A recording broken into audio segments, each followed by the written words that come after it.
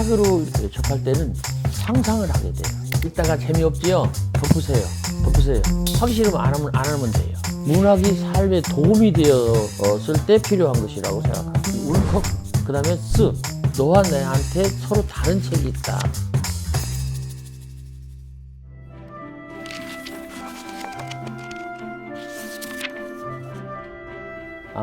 안녕하세요. 저는 공주 살고요. 나태주가 둘 있어요. 하나는 그 태권도 하면서 돌면서 노래 부르는 가수 나태주가 있고, 그 사람은 젊은 사람이고 저는 나이 든 사람이고 시 쓰는 사람이고 공주 살고 뭐 강연도 왔다 갔다 하고 그런 사람입니다.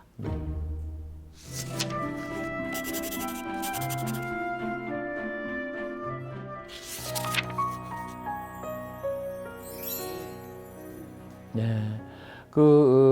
풀꽃이라는 시를 이야기를 많이 해요. 근데 그 풀꽃이라는 시는 뭐 내가 좋다고 한 게 아니고 독자들이 좋다고 해서 나도 좋은 겁니다. 바로 그거지요. 저쪽에서 좋다고 하니까 내가 좋다. 이게 아주 좋은 소통이고 인간관계고 순한 관계인데, 풀꽃 자세히 봐야 예쁘다, 오래 봐야 사랑스럽다.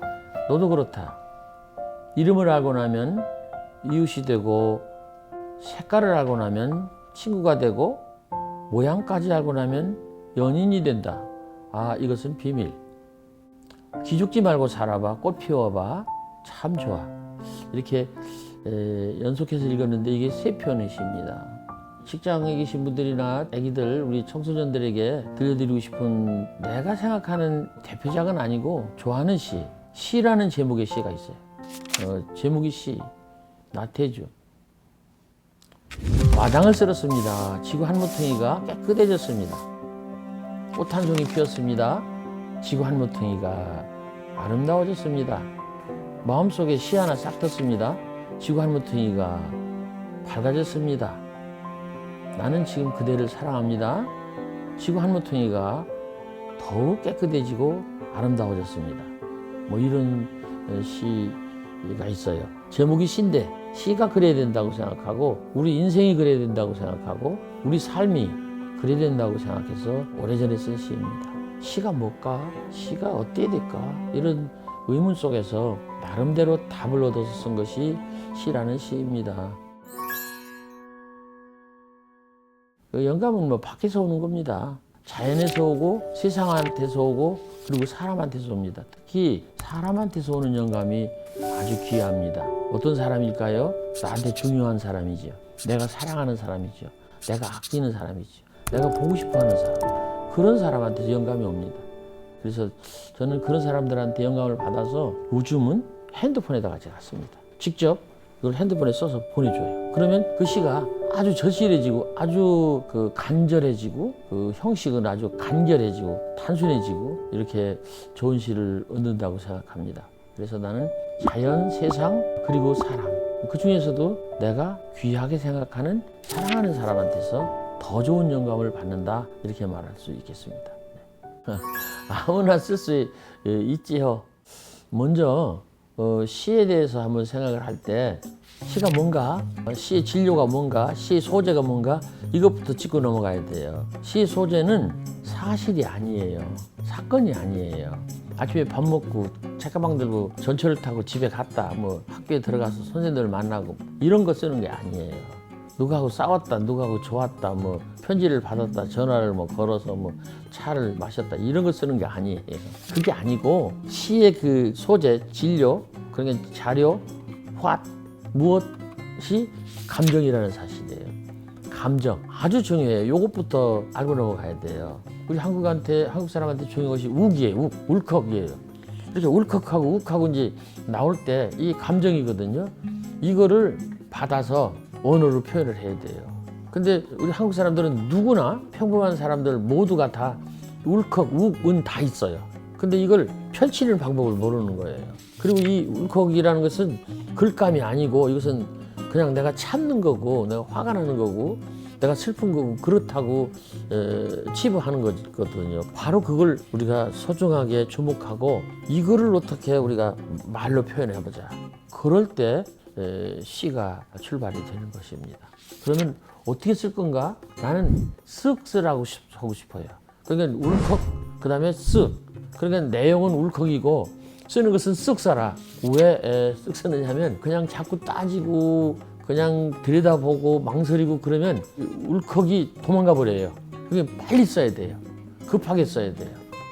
그것이 아주 중요한 건데 일반인들은 그것이 연습이 잘 안 돼서 잘 안 되죠. 그래서 자신 없는 얘기지만 말씀드리자면 이렇네. 싸우듯이 써라. 일마디 지르듯이 써라. 남 눈치를 보지 마라. 잘 쓰려고 하지 마라. 유언하듯이 써라.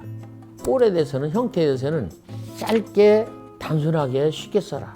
그렇게 하고 그 내용에 있어서는 하나 빠뜨리지 말아야 될 것은 임팩트 있는 어떤 것을 담아라. 되게 또 어렵네. 다시 또 어려운 쪽으로 또 들어갔어요. 어쨌든 그렇습니다. 네. 좋은 점보다 다른 점이라고 말할 수 있겠어요.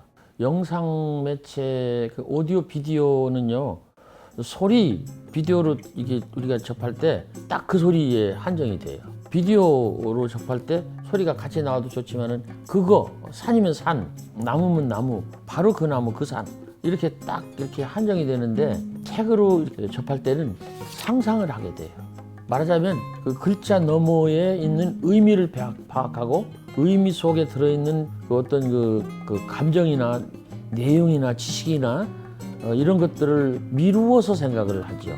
그래서 경험이 각자 다 다를 수가 있어요. 느낌이, 생각이, 그 상상이 다 다를 수가 있어요. 그것이 책으로 읽는 것과 오디오, 비디오, 그 영상으로 하는 것, 읽는 것과 많이 다를 거라고 생각합니다.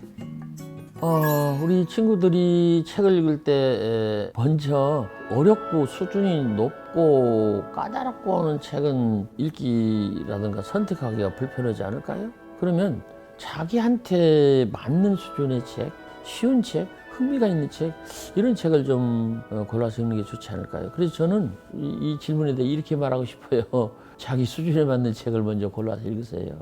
그리고 자기가 아는 책부터 읽으세요. 그렇게 하고 자기가 재미를 느끼는 책부터 읽으세요. 그러다가 점점 단계를 높이 올라가고 또 멀리까지 발을 뻗으면서 책을 읽었으면 좋겠다. 그런 생각을 합니다. 글쎄요. 이 좋다 나쁘다는 것은 호불호인데 나한테 이득이 되고 내가 호감을 가지면 좋은 거예요. 나하고 맞서고 나하고 좀 삐그덕거리면 나쁜 거예요. 그래서 절대적으로 좋은 글, 좋은 시, 나쁜 글, 나쁜 시는 없다고 난 생각합니다. 여기서 이제 고쳐볼게요. 나한테 좋은 글, 나한테 좋은 시. 나한테 나쁜 글, 나한테 나쁜 시. 이러면 좋지 않을까요? 그래서 나쁘다, 좋다, 나쁘다를 이렇게 OX로도 볼 수 있지만은 호불호? 그러니까 내가 좋아하고 싫어하는 것. 싫어하는 것은 나쁜 것이 아니에요. 이건 지극히 감정적인 거거든요. 나쁜 것은 OX의 문제고 싫어하는 것은 X가 아니에요. 그러니까 이런 거지. 틀리다와 다르다를 우리가 구별해서 쓰자는 얘기인데 나한테 틀린 책이 있는 게 아니고 너와 나한테 서로 다른 책이 있다. 윤리적이고 도덕적이고 권선징악적이면 좋다? 나는 그렇게 생각하지 않습니다. 상상력을 좀 더 고양시켜 줄 수 있고 그에게 어떤 삶의 의지를 더 줄 수 있고 미래에 대한 희망을 갖게 할 수 있다면 A라는 사람한테 그것이 별로 좋지 않은 책이라도 B라는 사람한테는 충분히 좋다고 생각합니다. 나는 만화책을 좋아해요. 아버지가 어머니가 큰일 났다고 걱정을 하세요. 그렇지만은 그 만화책 속에서도 그 친구가 충분히 자기의 미래의 어떤 비전, 미래의 자기 자신이 꿈꾸는 자기의 모습, 어떤 그 길, 희망 얼마든지 찾아낼 수 있다고 생각합니다. 그래서 저 질문은 나는 이렇게 말하고 싶어요. 나한테 좋은 책, 나한테 좋지 않은 책. 이렇게 시도 자기한테 좀 맞는다 하면은 그냥 계속해서 읽으면 좋지 않을까? 읽다가 재미없지요? 덮으세요. 차라리 나가서 뭐 산책하든지 자전거 타든지 놀든지 뭐 게임하든지 그렇게 하고 마음을 바꿔서 다시 배고파질 때까지 그러니까 책을 읽고 싶어질 때까지, 책이 고파질 때까지 다른 공부하다가 다시 와서 한번 다시 읽어볼까 해서 또 읽어보면 그때 또 다시 읽어지지 않을까? 나는 그렇게 생각합니다. 하기 싫으면 안 하면 돼요. 문학은 사실은 문화의 한 분야이고 한 갈래이기 때문에 사실은 의식주하고는 그렇게 꽉 근접해지지 않습니다. 그러니까 의식주 위에 있는 거죠. 문화의 한 패턴이라고 갈래라고 볼 수 있어요. 저녁 때 돌아갈 집이 있다는 것, 힘들 때 마음속으로 생각할 사람이 있다는 것, 외로울 때 혼자서 부를 노래 있다는 것, 저녁 때 돌아갈 집, 이게 행복이고, 힘들 때 마음속으로 생각할 사람이 이게 이제 또 행복이고, 외로울 때 혼자서 부를 노래가 또 행복인데, 밑에 이제 집은 의식주예요. 두 번째는 이제 사람인데, 이것은 그야말로 인간이 재산이잖아요. 그래서 사람이고, 그리고 노래는 이제 문화를 얘기하는데, 그 문화 중에 한 갈래가 이제 문학인데, 문학이 필요 없는 사람도 있어요. 문학이 오히려 거추장스럽고 방해가 되는 사람도 있어요. 그럴 때 왜 문학이 삶에서 필요할까? 문학이 삶에 도움이 되었을 때 필요한 것이라고 생각합니다. 문학이 삶에 도움이 됐을 때는 어떤 데일까요? 시를 예로 들어볼 때, 시는 감정을 표현하는 그런 언어 구조물이라고 그럴 때, 감정 때문에 자기가 인간이 망쳐질 때가 있어요. 자기 감정을 어떻게 주체할 수가 없어서. 그런데 시를 읽음으로 자기 감정을 누그러뜨릴 수 있고, 시를 쓰므로 자기 감정을 컨트롤할 수 있었다. 보다 더 실패하지 않고, 보다 더 실수하지 않고, 보다 더 안전하게, 우아하게까지는 아니지만은 그런 대로 성공적으로 잘 살 수 있었다면, 문학이야말로 우리 인생에서 장식품이 아니고 생필품이다라고 나는 생각을 합니다. 한 분야의 자기가 이제 전문가나 이제 실력가나 그쪽에 이제 창작자가 되려면 한 분야만 알아서는 안 됩니다. 그거는 패착이에요. 그러니까 시를 쓰는 나태주 입장에서 본다면 먼저 미술을 알아야 돼요. 그림을 알아야 돼요. 그림 쪽에서 어떤 구성이라든가 화가들이 이렇게 대상을 보는 방법을 배워와야 돼요. 또 음악을 또 알아야 돼요. 어떤 리듬감이라든가 생명력이라든가 이런 화사한 어떤 세계, 그런 걸 배워야 됩니다. 또 시를 쓰기 위해서는 또 사진도 좀 알아야 돼요. 나는 이 가방 속에 늘 카메라가 있는데 진짜로 좋은 풍경이나 모습이 있으면 내가 사진을 찍지요. 그래서 그 순간의 어떤 대상을 내 것을 이렇게 가져오는 그런 능력, 순간의 포착 능력, 이런 걸 또 사진을 통해서 배워야 되고요. 뿐더러 이 시를 쓰는 사람 저로서는 수필이라든가 소설이라든가 아동문학은 갈래를 치지 않아도 좋겠지만은 동화나 동시라든가 시곡 이런 것까지도 폭넓게 알아야 돼요.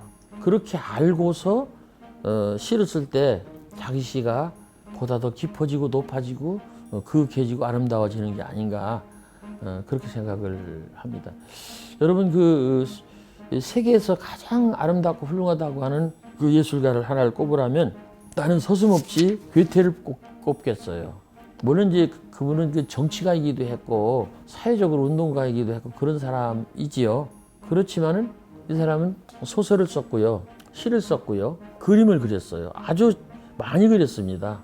그리고 지질학자였어요. 그리고 철학, 사상 이런 쪽에도 대단히 깊었고요. 그렇기 때문에 괴테이기는 합니다만은 이렇게 폭넓게 그걸 다 알으라는 건 아니지만 자기가 할 수 있는 데까지 관심을 가지고 같이 이렇게 포괄적으로 밀고 나갈 때 그가 끝에 가서 더 훌륭한 창작자가 된다고 저는 생각을 합니다.